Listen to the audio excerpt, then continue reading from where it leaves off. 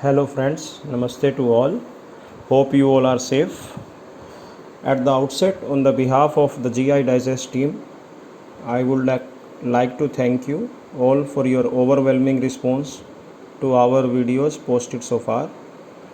This really motivates us to go on further and post videos on other topics also.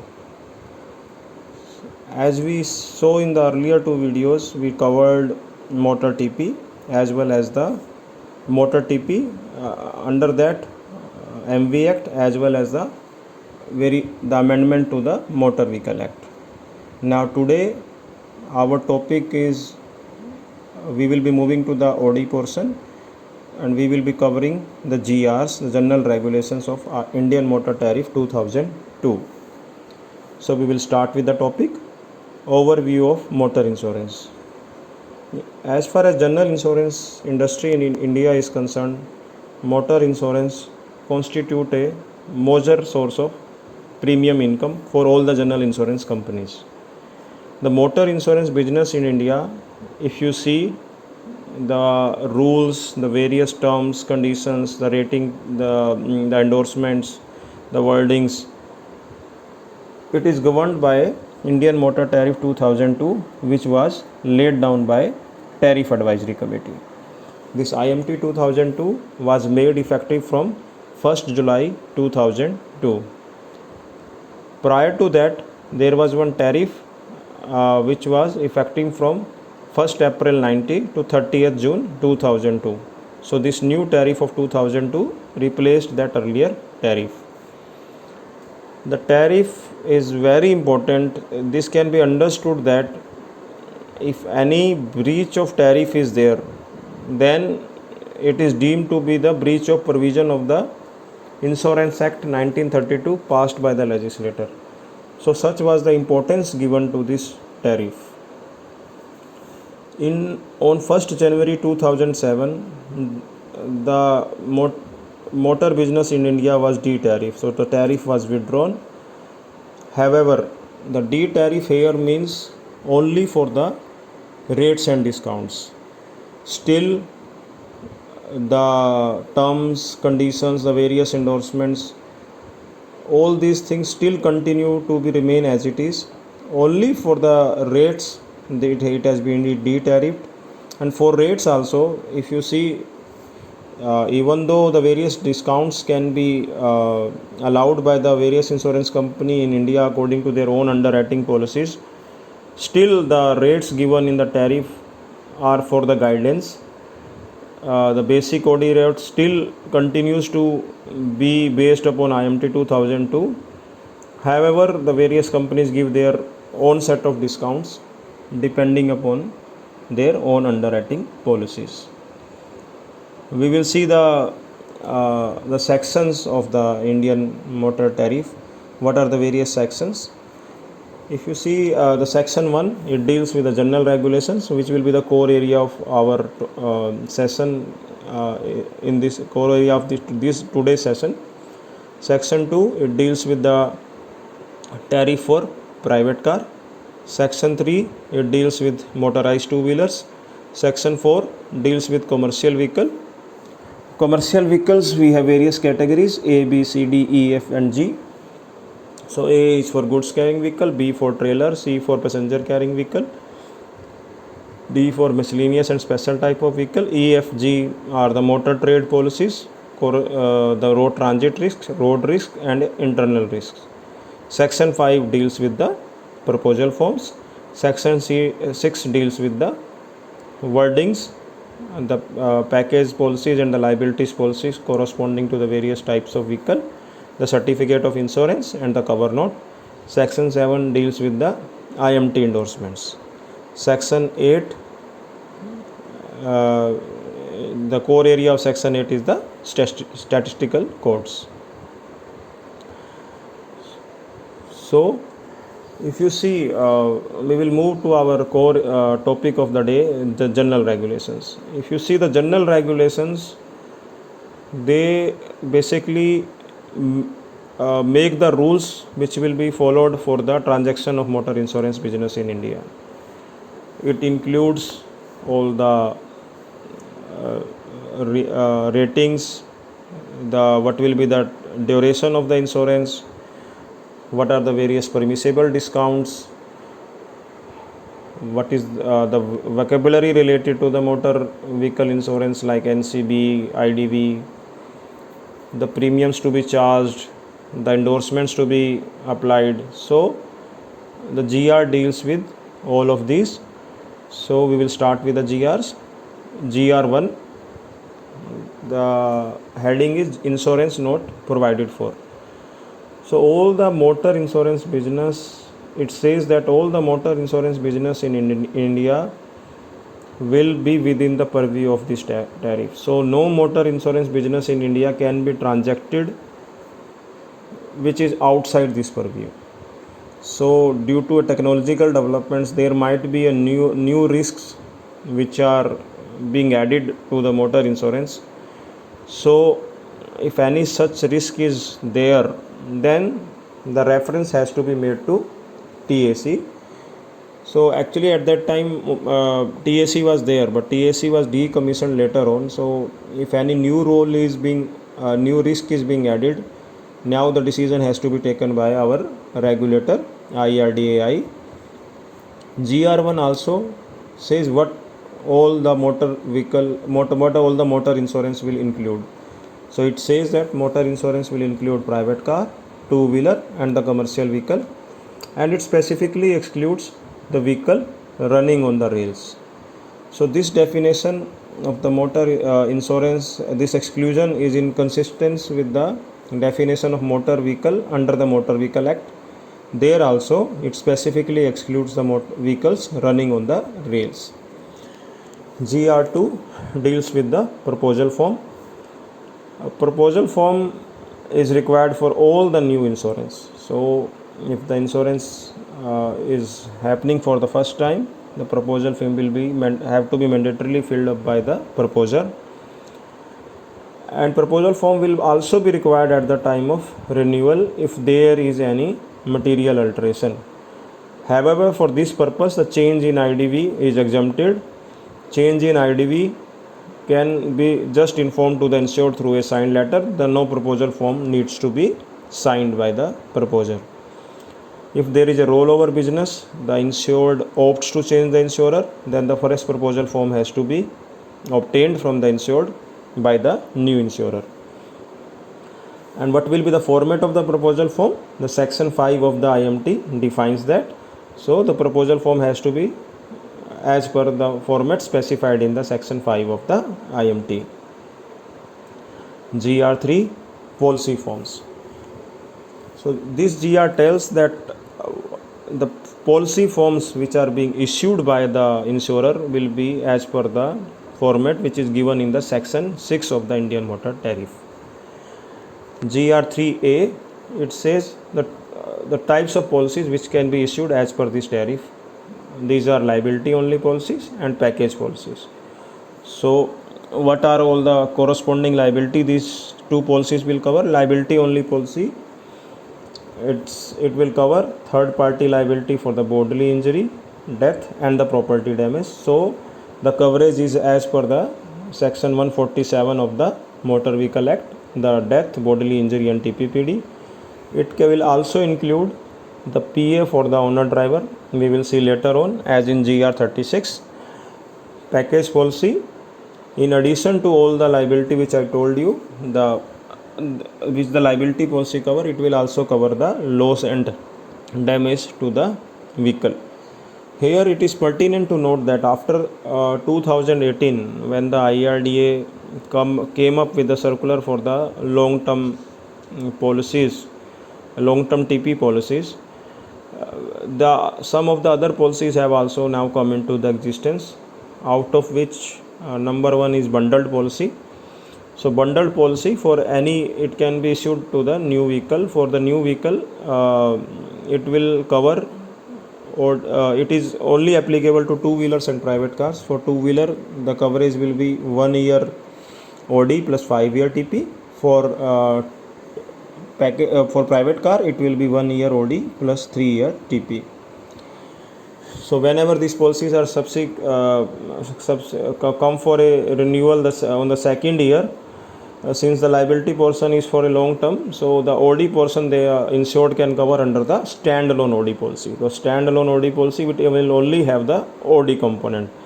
So these two are the recent developments which has occurred in the last 2-3 years as far as the type of policies is concerned. Then GR3 also tells that if the insurer wants to restrict the loss cover for the loss or the damage to the vehicle under the package policy, it is allowed. For that, no reduction, without the reduction in tariff rate also it is permitted. So if insurer wants to restrict the cover under the OD portion, if insurer does not want to cover some perils, then that is allowed without the reduction in tariff rates. Other than this, no other alteration, change or extension is allowed without the TAC approval. GR3B ratings, it says that the rates which are prescribed in this tariff are minimum. A loading can be applied by the insurer for the adverse claim experience, and if in its perception the insurer thinks that the risk is it's a high risk, then the loading can be applied for 100%, and a further loading of 100% is also permitted if the experience still continues to be adverse. So in another way, the maximum loading allowed is 100% plus 100%. So once this IMT 2002 came into the force, IRDA, the TAC, there was a lot of queries, there was a lot of grievance which the TAC received on the behalf of the various stakeholders, that the loading is being applied arbitrarily by the insurers. So in order to clarify the matter, they came up with this 2003 circular, which says that the loading is not compulsory and it cannot be applied without justification. It cannot be on arbitrary grounds. For that, they came up with a checklist.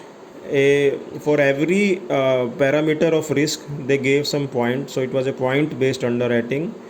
For every adverse thing, they will rate it in negative. For every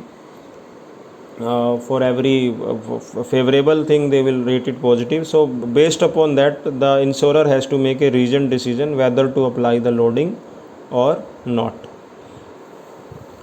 GR4, extension of geographical area.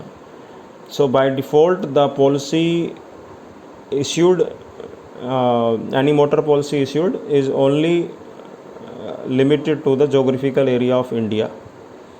However, sometimes the need is felt to extend it beyond the geographical area, like in border areas where we have a land boundary with other countries like Nepal, and our vehicle ply from India to that country and from that country to here. So the need was felt that the extension should be there.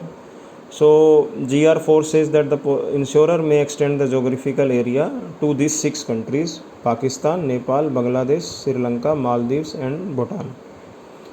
So how to remember this? You can remember it by this abbreviation: PNB SBM, Punjab National Bank Senior Branch Manager.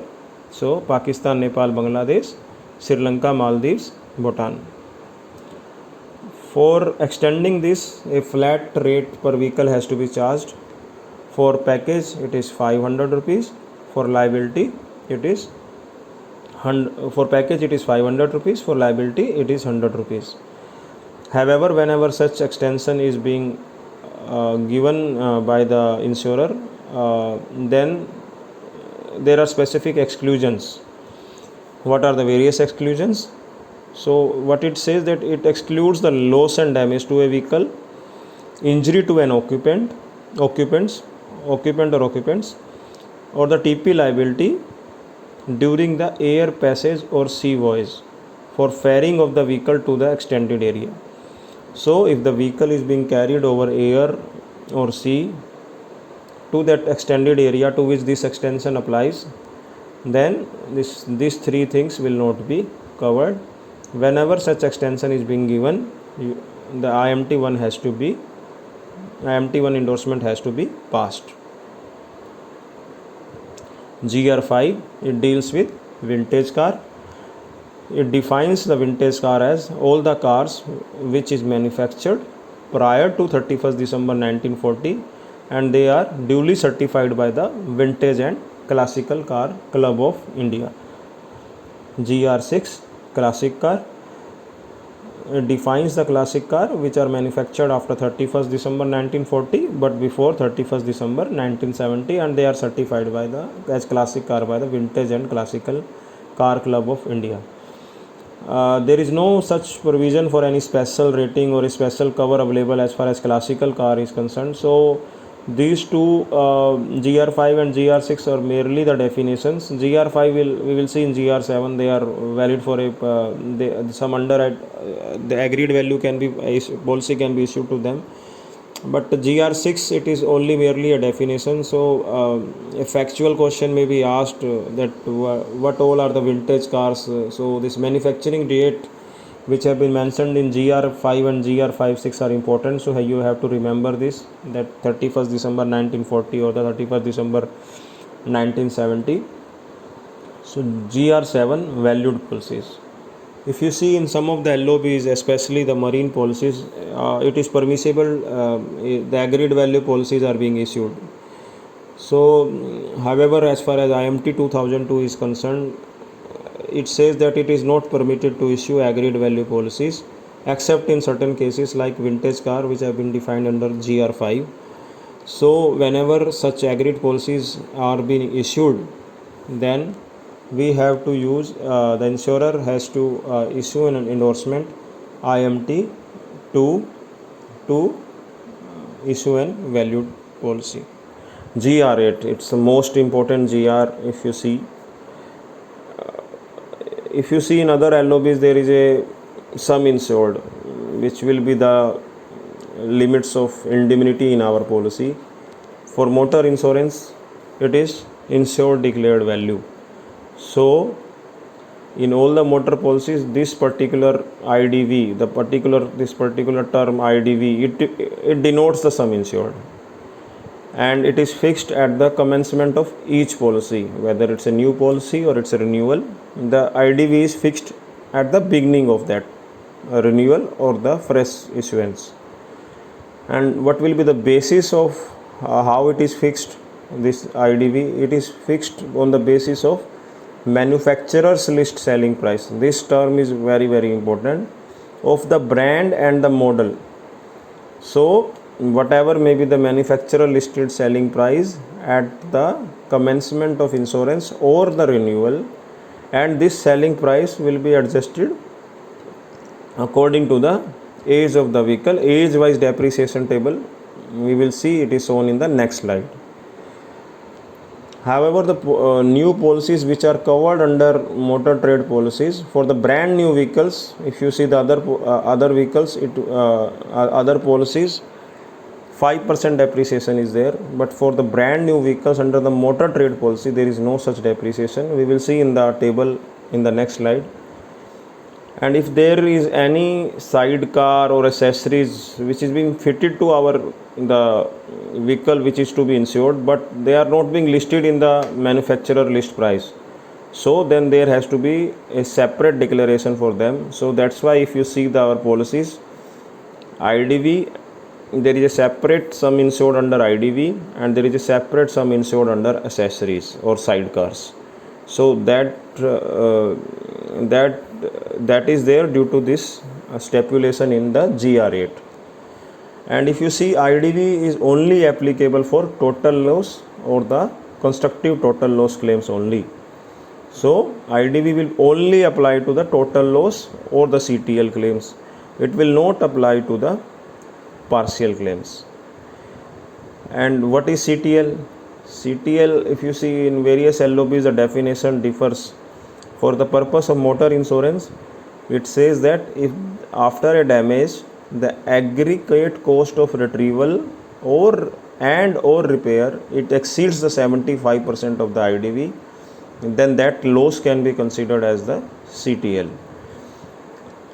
So if an accident has happened and the damage has occurred to that extent that retrieval and the repair cost exceeds the 75% of the IDV. If it is for 1 lakh, then 75,000, it has exceeded 75,000. So that loss will be termed as CTL. And IDV is sacrosanct. It will not change during the policy period for the TL and CTL claim settlement. So once the IDV has been fixed in a policy, you cannot change it during the policy period. We have seen various judgments upon that. So before fixing the IDV, the prudence has to be there. Once fixed, it cannot be changed. And what will with the insurer liability? Insurer liability in such cases will be IDV, the value of RAC in as is where is condition. So IDV, you have to reduce the value of RAC, and that too in as is where is condition. If you see the depreciation schedule, it only has the values for less than 5 years old. So where the age of the vehicle is more than 5 years or the absolute models are there, then the IDV will be determined based on an understanding between the insurer and insured. They will arrive at a common understanding, and accordingly the IDV will be fixed. Now we will move to the depreciation table for arriving at the IDV. If you see, it is not exceeding 6 months. We will see other than trade policy, it is 5% depreciation. Then exceeding 6 months and not exceeding 1 year, so 15%. Then 1 year to 2 year, it is 20. Then increment of 10% for each depreciation, 20, 30, 40, 50. For motor trade policies, the table remains the same, but for only the brand new vehicles, the depreciation of 5% will not apply. So GR8, if you see, it dealt with IDV and the total loss and CTL claims. GR9, on the other hand, it deals with the partial loss claims. So GR9, and there are various, it has distinguished between the various parts. So all the rubber and plastic parts of a motor vehicle, they will be depreciated at the rate of 50%. Glass parts, there will be no depreciation. Fiberglass, it will be for 30%. As far as other parts are concerned, metal and wooden part, then there is an age-wise depreciation. For all these three parts, there is no age-wise depreciation. It is at the lump sum. But for metal and wooden parts, it will be as per this schedule. Not exceeding 6 months, nil. Then 5, 10, 15, 25, 35, 40 and 50. So these tables are very important. So we have seen various questions where they will give you an OD claim and will tell you the age of the vehicle and which part has got damaged, and they will ask you to ascertain what will be our liability under this partial loss claim. So for that, we need to remember this table by heart, and the one who are working in OD department, they will be very much aware with it. But the one all the aspirants who are in the other LOBs, they need to remember this table for the partial loss claims. So earlier at the outset, GR9 was silent about the rate of depreciation for painting. But then in 2013, IRDA came up with a notification where the rate of depreciation for the painting was standardized. So what it said that paint, if you see as a material, paint has both for painting there is both the cost involved as well as material cost as well as the labor cost. So if you see paint as a material, it has a limited life. So accordingly the depreciation has to be applied on that material part of the print. So what it said that the material cost of the depreciation will be applied as at the rate of 50% on the material cost of total painting charges. So if the total painting charges is 1000, it will be 500. However, when there is a consolidated bill of painting charges, so it will include both material as well as the labor, then how you will arrive at this material component? Then it said that material component can be considered as 25% of the total painting charges for the purpose of calculation of this depreciation. So after this 2000 circular, if you see our motor OD motor packages package policy, our OD section, the section 1, it now contains this wording. So this circular is very important.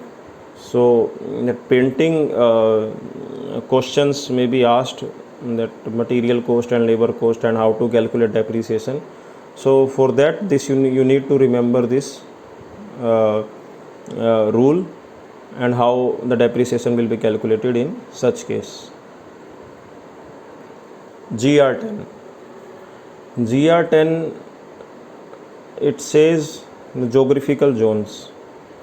For the rating part, the various zones have been carved out for the purpose of underwriting. There are two types of zones. One is for private car, two-wheeler and commercial vehicle, which are under section C1 and C4. So for that there we have two zones, zone A and zone B. Zone A, all the metro cities, Delhi, Mumbai, Chennai and Kolkata, along with the other four other cities like Ahmedabad, Hyderabad, Bangalore and Pune. So these 8 cities falls under zone A, and the other part of India, rest of India, they will fall under zone B. Then for commercial vehicle, excluding under C1 and C4. So C1 and C4 are covered in the first one. The other commercial vehicles, for that zone A will be the metro cities, Delhi, Mumbai, Kolkata, Chennai. Zone B will be all the state capitals, all other state capitals, and zone C will be the rest of India. And if you see, when we are saying zone A, B and C, then it means the location of the office of registration of vehicle. Wherever that vehicle is registered, that place we have to see whether it falls under zone A, B or C, and accordingly the rating will be applied. So these are the as I told you, under commercial vehicles we have both goods carrying vehicle as well as passenger carrying vehicle. So this category is very important, how they are classified, since the compulsory access and all those other things depends upon this classification. So in goods carrying vehicle, if you see goods carrying vehicle means A, passenger carrying vehicle means C. Then under A there are 1, 2, 3, 4. So 1 is public carrier, 2 private carrier, 3 again public carrier, 4 again private carrier. So alternately public, private, public, private. For 1 is for other than 3-wheeler, the public carrier. And then A2 is private carrier, that other than three-wheelers. Then A3 is the 3-wheelers and the motorized pedal cycles, the public carrier. A4 is the motorized 3-wheelers and motorized pedal cycle, private carriers. So this is the classification of goods carrying vehicle: A1, A2, A3 and A4. For passenger carrying vehicles we have C1, C2, C3 and C4. So you need to remember this by heart. Like as I told you, A is for goods carrying vehicle, C is for passenger carrying vehicle. Now the GR11 defines the period of insurance. So as per this GR, Insurance company, the insurer for motor insurance, the policy of motor insurance is valid only for 12 months. So no policy can be issued for a period more than 12 months, but it can be extended. It can be extended for a shorter duration if due to any interest of the financial institution, or for arriving at any renewal, particular renewal date. So there might be a big corporate who wants to insure all the vehicles, and for convenience they want to renew at one particular date itself, so that it will be very easy for them to remember at what time their insurance the renewal becomes due. So in that case, the 12-month policy can be extended, and that too on a pro rata basis. But if such thing is being done, then it will have a condition or a warranty that the vehicle is insured with the same insurer for the period of 12 months. So after this extension, the vehicle has to be mandatorily insured with the same insurer for the period of 12 months. If the insured opts to choose another insurer, then the difference between the extension premium, which has been calculated on the pro rata basis, and the premium at the short period rates, we will see what are the premium in short period rates in the next GR, they will have to be borne by the insured. So first of all, the policy will be valid only for 12 months. In certain cases, it allows to extend it for some shorter duration on a prorated basis. But when it does so, also there is a condition that the vehicle will subsequently be insured for the period of 12 months with the same insurer, failing which, if the insured opts to choose a new insurer, then the difference has to be paid. And how the difference has to be paid? The difference between the extension premium on the pro rata basis and the premium at the short period rates, that will have to be borne by the insured. So GR12, so for the shorter period, if anybody wants to insure the vehicle, then this is the premium table where the duration of the cover is there, not exceeding 1 month, and the percentage, they are the percentage on the annual premium rate. So not exceeding 1 month, it will be 20%, exceeding 1 month but not exceeding 2 months, 30%. So all these are 10% increase. Till 8 months it will be 90%, exceeding 8 months it will be the total premium rate which is applicable for the 1 year policy. If anybody wants to extend that short period policy, that extension will be also on the short period scale only, and for the liability only policies, the short period policies cannot be given. So this is the point to remember in this GR. Then small GRs are there. GR13 talks about the display of the premium. If you see in package policy, it says that the OD and the liability components will be displayed separately in the policy schedule. That's why if you see the policy schedule, we have OD portion part A appearing on the left side, part B liability portion part B appearing on the right hand side.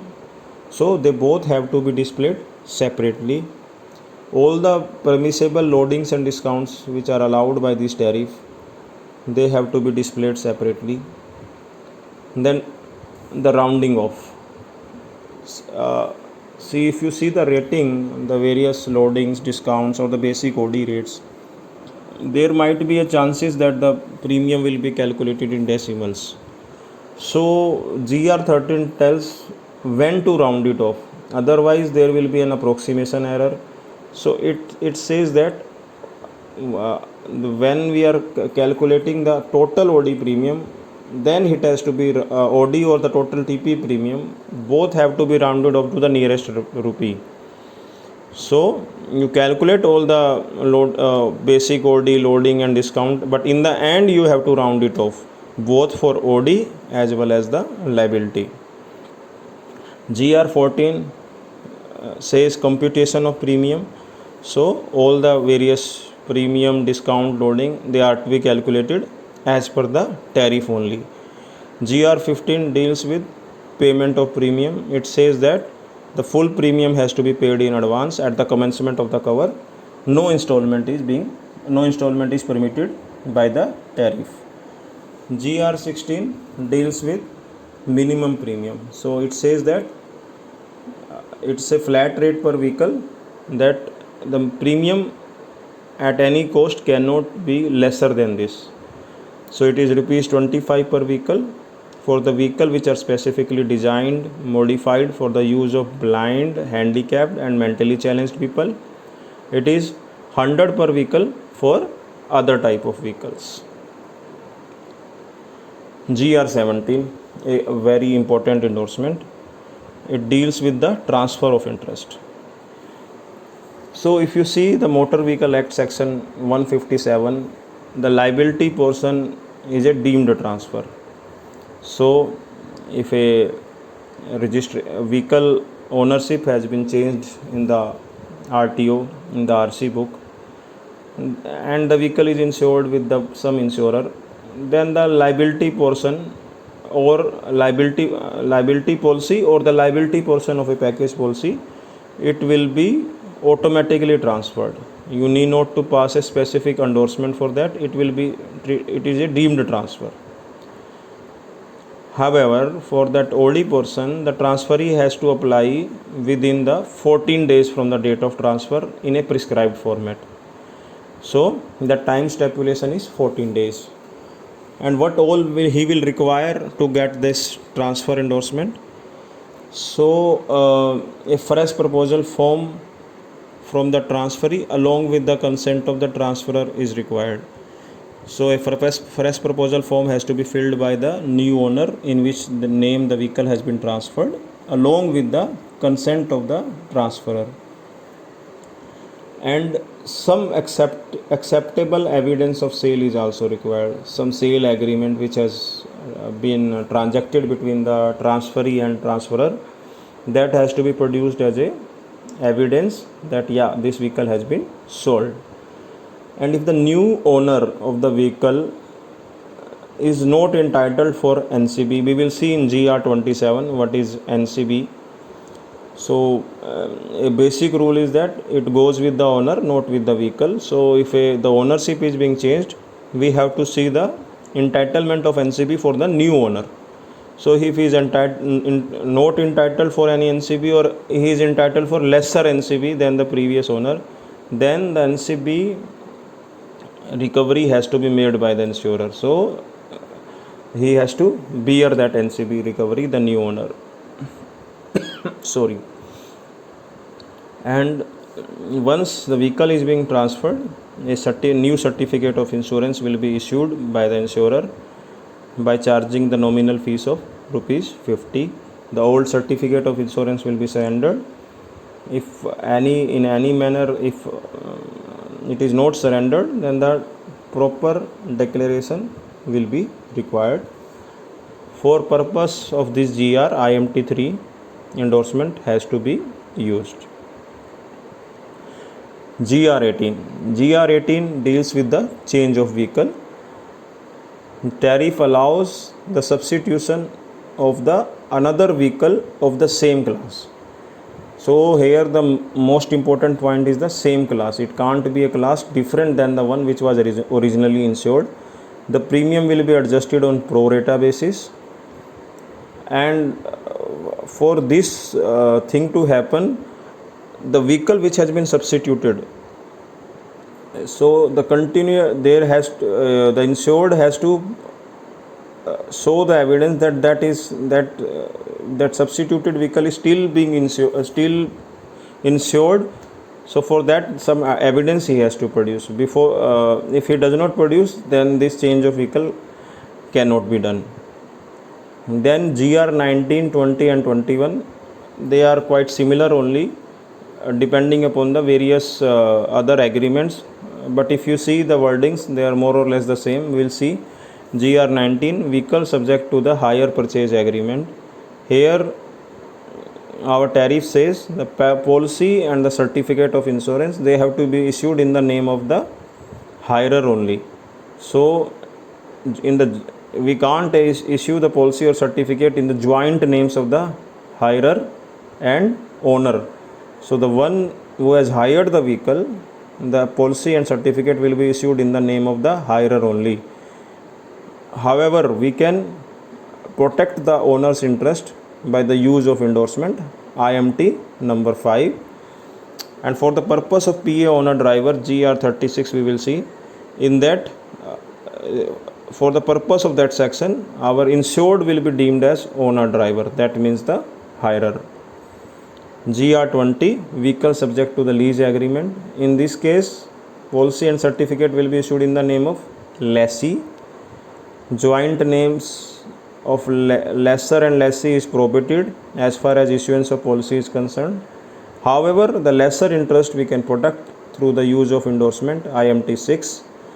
For here also, the insured will be deemed as owner driver for the purpose of coverage under PA owner driver. GR21, vehicle subject to the hypothecation agreement. So the policy and certificate will be issued only in the name of the registered owner. Issuance in the name of joint name of registered owner and pledgee is prohibited as per the tariff.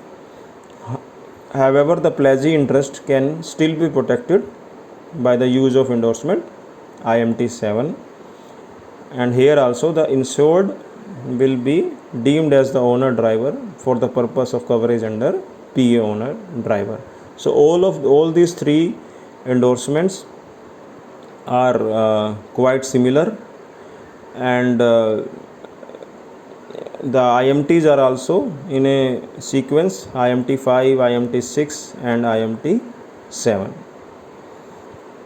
So GR22, it tells you how the cover note will be issued, what will be the format. So we have a Central Motor Vehicle Rules 1989. So the cover note will be issued in the form number 52 of the rule number 142.1. So these type of questions are asked, what will be the in which form this cover note is issued, or in which under which rule of Central Motor Vehicle Rule CMVR the cover note is issued. So it is issued in the form 52 of rule number 142.1, and it also describes what is the validity of the cover note. So it is, as per this rule, the cover note is valid for the 60 days, and before it expires the insurer shall issue an policy. And this cover note section is also reproduced in the section 6 of the tariff. GR23, certificate of insurance, it deals with, like in GR22 it deals with the format of cover note, GR23 deals with the format of certificate of insurance. So it can be issued only on the form 51 of the rule 141 of the Central Motor Vehicle Rules, and similarly it has been also reproduced in the section 6 of the tariff. GR24. So GR24, if you see, it has two parts, 24A, 24P. 24A deals with cancellation of insurance, 24B deals with the double insurance. So if you see the motor insurance, the liability section, if you see, it is governed by the Motor Vehicle Act, and as per section 146 of the Motor Vehicle Act, every vehicle in order to ply on the road has to be compulsorily insured for a third party insurance. So if anyone comes for cancellation of the insurance policy, we have to make sure that at least that vehicle is being insured for the third party cover. So in order to comply with the section 146 of the Motor Vehicle Act. So wherever the cancellation has to take place, the insurer has to be sure that the insured has covered his vehicle under the liability only policy, then only that policy can be cancelled. So a policy can be cancelled only after ensuring that vehicle is insured elsewhere, at least for liability only cover. So we have to see only for the liability only cover. If he wants to cancel a package policy which has been insured by us, so we have to only see whether that vehicle has been insured elsewhere for the liability only cover, and that certificate of insurance that insured has to surrender for cancellation, because the certificate of insurance, it only says that this policy has complied with the chapter 11 of the Motor Vehicle Act. So that certificate of insurance has to be surrendered, and insurer has to inform the RTO by the recorded delivery about such cancellations. And so cancellation can be done by the insurer as well as the insured. If it is done by the insurer, 7-day registered AD notice to the last known order of the address should be sent, but here the refund will be prorated for the balance period. If the cancellation is exercised on the request of insured, then the 7 days registered AD notice has to be sent to the insurer, and in such cases the insurer will retain the premium on short period and refund the balance amount, but all this refund premium is subject to the no claim, and there should not be a claim on that policy, and the retention of the minimum premium. So these two conditions the refund is subjected to. 24B, double insurance. It might be a possible that due to oversight a vehicle may be insured by multiple times also. So GR 24B says in that case what is the way out. So if the cover is for the same period, identical period, any of the policy can be cancelled. If the cover is for the different period, the policy whose inception date is at the later date, that has to be cancelled. Then it distinguishes between who are the insurer of those policies. If it is same insurer but there is a different office involved, then the 100% of the refund can be allowed on the policy issued later than the first one. If the insurer are different, the policy commencing later has to be cancelled and the prorated refund is allowed. So 100% refund is allowed only when the vehicle is both the policies or the more than one policies are insured with the same insurer. If there are different insurer, the policy which the later policy has to be cancelled and the prorated premium has to be refunded. If however due to the involvement of bank or the other lender or other financial institutions, the earlier policy is to be cancelled, then premium will be refunded after retaining the premium on the short period scale. So if the bank insists that the earlier policy has to be cancelled, then the short period scale premium will be retained. So now we have three scenarios. First is that 100% refund when it is possible, when both the policies are insured with the same insurer. Then a prorated refund when the vehicle are insured with the different insurer and the later policy is being cancelled. And if the earlier policy is being cancelled, then the short period scale. So 100% refund, prorated refund, and short period scale premium refund. However, in all the cases, this refund of the premium is subjected to both two conditions, as I told you earlier. The minimum premium has to be retained, and if there is any claim, the refund will not be allowed. GR 25. GR 25 deals with cancellation and issuance of fresh certificate of insurance. So if there is any change in the policy during its currency, insurer will pass an endorsement to correct that changes in the policy. So whenever such endorsement is passed, whenever such changes in policy is being made, the original certificate of insurance has to be returned and a fresh certificate has to be issued. If you see in the motor, whenever any nil or a non-nil endorsement is passed on the policy, along with the endorsement copy, a new certificate of insurance is generated every time. So that owes its existence to this GR25. And if there is any change in engine and chassis number, RTO has to endorse it first, then only we will make an endorsement. And wherever we are issuing the fresh certificate of insurance, we will charge a nominal fees of rupees 50. GR26.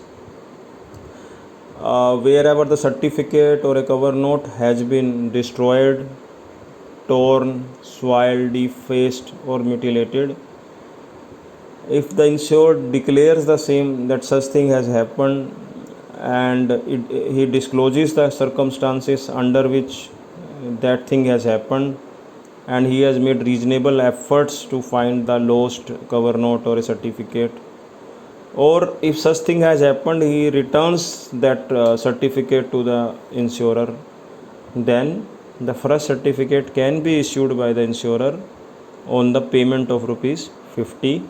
The certificate as well as or the cover note, as the case may be. New certificate will be marked duplicate.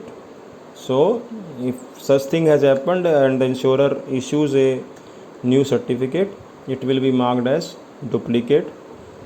In case the insured finds out the original cover note or the certificate of insurance, he has to return it to the insurer. That is the condition that will be placed when such fresh certificate is being issued by the insurer. We will continue with GR27 in the next lecture.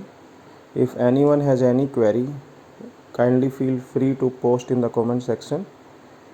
Thanks a lot. We'll meet you in the next lecture.